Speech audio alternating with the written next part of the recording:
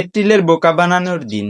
এখন প্রশ্ন হলো, আমরা মুসলিমরা এটাকে কি হাসি আনন্দের মাধ্যমে পালন করব, নাকি ইউরোপের বুকে আমাদের পূর্বসূরীদের নৃশংস হত্যাকাণ্ডের সেই দুঃসহ স্মৃতি এবং বেদনাকে স্মরণ করে দুঃখ অনুভব করব? এপ্রিল ফুল বোকা বানানোর দিন।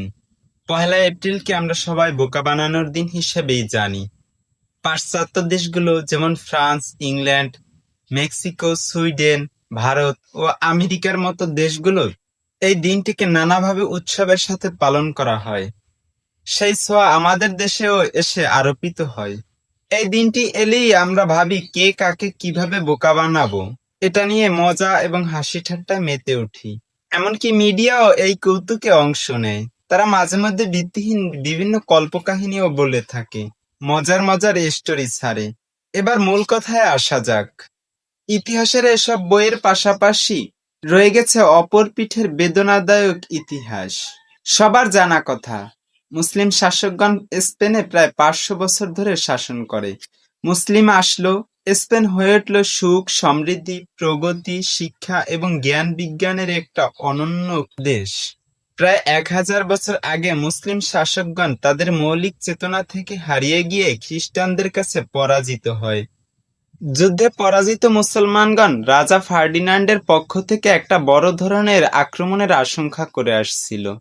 ফার্ডিনান্ডের সাথে জোট বেঁধেছিল তৎকালীন রানী ইসাবেলার সেনাবাহিনী।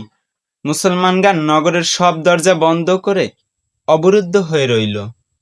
এমন সময় চতুর রাজা ফার্ডিনান্ড ঘোষণা দেয়, মুসলমানরা যদি মসজিদে আশ্রয় নেয় এবং নগরীর ফটক খুলে দেয়, তাহলে তাদেরকে ক্ষমা করে দেয়া হবে। সরল মুসলমানরা তাদের কথা বিশ্বাস করে নগরের সবগুলো দরজা খুলে দিল এবং বাঁচার জন্য মসজিদে গিয়ে আশ্রয় নিল। তারা রাজার প্রতিশ্রুতির প্রতি আশ্বস্ত ছিল। ফার্ডিনান্ড মুসলমানদের সরল বিশ্বাসে খুবই আনন্দিত হয়ে উঠল। মসজিদের ভিতর আশ্রয় নিয়েছিল প্রায় 7 লক্ষ মুসলিম নরনারী এবং নিষ্পাপ শিশু। ফার্ডিনান্ডের নির্দেশে সবগুলো মসজিদে একসাথে আগুন ধরিয়ে দিল। এভাবেই ইতিহাসে আরেকটি বর্বর এবং নৃশংস হত্যাকাণ্ড সংঘটিত হয়। অসহায় মুসলিম নরনারী এবং নিষ্পাপ শিশুরা, বৃদ্ধ বয়স্ক সকলেই আগুনে পুড়ে মরল। একদিকে যখন এই বিপুল সংখ্যক মুসলিম নরনারী ও নিষ্পাপ শিশুরা আগুনে পুড়ে মরছিল, তখন অন্যদিকে রাজা ফার্ডিনান্ড, রানী ইসাবেলার ও তার সঙ্গী সাথীগণ মুসলমানদের এমন সরল বিশ্বাস এবং তাদের বোকামোর খেসারত দেখে হো হো করে হাসছিলেন। ইতিহাসের এই এক নির্মম রসিকতা। ইতিহাসে এপ্রিলের প্রথম দিনে মুসলমানদেরকে এভাবে বোকা বানিয়ে হত্যা করে খ্রিস্টানগণ তাদের কৌতূহল মেটায়।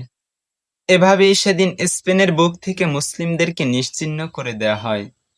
ইউরোপের বুকে এরকম এক নৃশংস হত্যাকাণ্ড এবং জঘন্য কাজের মধ্যে দিয়ে ইউরোপে মুসলিম শাসনের অবসান ঘটে। আর ওরা সেই থেকে মুসলমানদেরকে বোকা বানানোর ইতিহাস এভাবেই হাসি, আনন্দ আর মজার ঠাট্টার মাধ্যমে স্মরণ করে থাকে।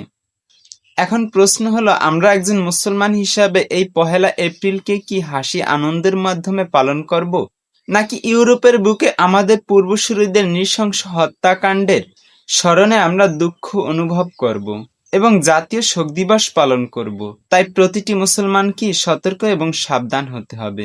রাসূলুল্লাহ সাল্লাল্লাহু আলাইহি ওয়াসাল্লাম বলেছে, প্রকৃত মুসলমান তো সেই যে নিজেও কখনো প্রতারিত হয় না এবং অন্যকেও কখনো প্রতারিত করে না।